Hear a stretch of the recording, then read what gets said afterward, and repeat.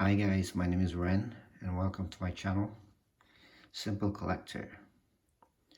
Well, basically I'm a collector of diecast models 1x18. I've been collecting diecast models since early 2000s.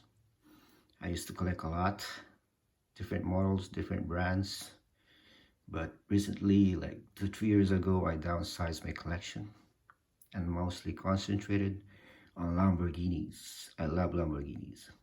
I still have some JDMs and some old collections, and I will be showcasing those in the future. But like I said, I downsized my collection and now I focus more on Lamborghinis from Autoarts, GT Spirit, and Kyosho. And today I'll be showcasing you my Lamborghini Centenario with the full exposed carbon by Autoart. I got these about a couple of months ago. I like it a lot.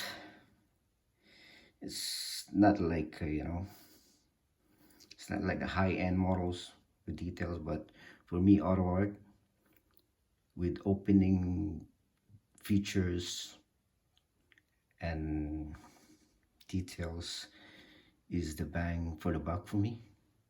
Right now I cannot afford any high-end resin models, but we'll see in the future.